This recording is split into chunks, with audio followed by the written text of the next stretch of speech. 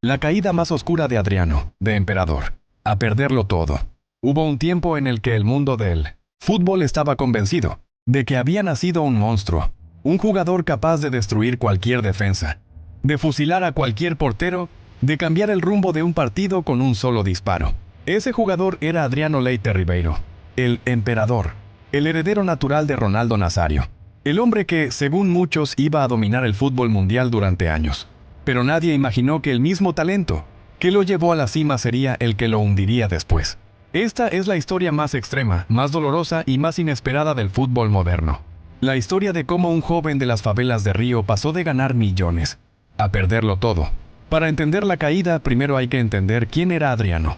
Tenía apenas 16 años cuando Flamengo se dio cuenta de que tenían un diamante bruto, con una potencia física imposible de creer y una zurda capaz de romper redes. Fue escalando rápido, muy rápido, tan rápido que ni él mismo entendió que ya estaba en la élite cuando Europa lo llamó. Llegó al Inter de Milán siendo todavía un adolescente, y en cuestión de meses ya hablaban de él como el futuro mejor delantero del mundo. Imagina esto: 1.89 metros, velocidad, fuerza, regate, técnica, disparo. Era un jugador diseñado para dominar. Y lo estaba logrando.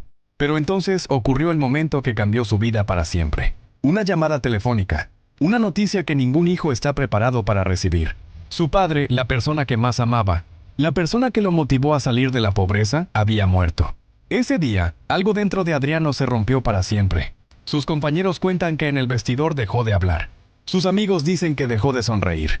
Su entrenador dijo una frase que marcó la historia del fútbol. Después de la muerte de su padre, Adriano nunca volvió a ser el mismo. Y no era una exageración, era la verdad. El alcohol se convirtió en su refugio.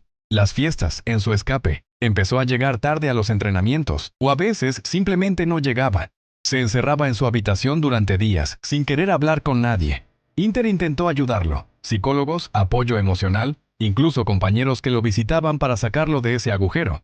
Pero él ya estaba perdido. Mientras tanto, la prensa inventaba historias.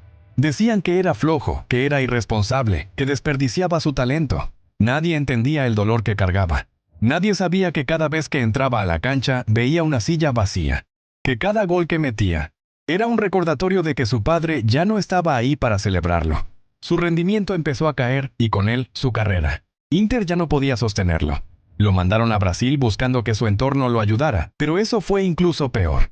En las favelas volvió a encontrarse con amistades peligrosas. Armas, alcohol, balas, fiestas sin control. La figura del emperador se fue transformando en la de un joven sin rumbo. Hubo un momento en el que los equipos ya no querían contratarlo. No porque no tuviera talento. Eso seguía ahí. Lo que no estaba era su mente. Adriano era incapaz de mantener una rutina. Faltaba a entrenamientos, desaparecía por días, rompía contratos. La gente pensaba que estaba desperdiciando su carrera. Pero la verdad era distinta. Él ya no quería seguir. Su vida se convirtió en un vaivén de intentos fallidos. Equipos que lo fichaban para darle otra oportunidad. Y semanas después lo dejaban ir. Entrenadores que creían que podían recuperarlo. Y terminaban rindiéndose. Hasta que un día, sin que nadie se diera cuenta, el emperador simplemente dejó de jugar. Los millones que alguna vez ganó se fueron. Su entorno cambió. Las cámaras que un día lo seguían desaparecieron.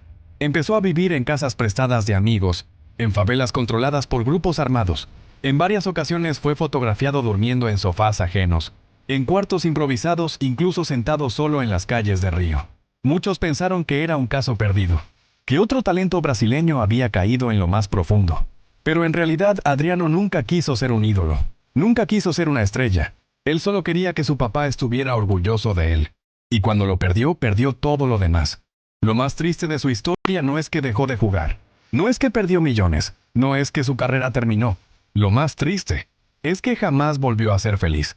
Todavía hoy, cuando le preguntan qué pasó, él responde con algo que duele escuchar. Mi papá murió, y yo morí con él. Y así terminó una de las carreras más prometedoras de la historia del fútbol. Una historia que no habla de irresponsabilidad, sino de dolor. No habla de fracaso, sino de tragedia. Una historia que demuestra que detrás del jugador más fuerte puede haber una persona rota. Adriano pudo ser leyenda, pudo ser el mejor, pudo tenerlo todo. Pero el corazón no entiende de fama, ni de contratos, ni de millones. Cuando se rompe, nada puede arreglarlo. La caída del emperador no fue futbolística, fue humana. Y por eso es, quizá, La historia más extrema y más triste que ha vivido el fútbol moderno.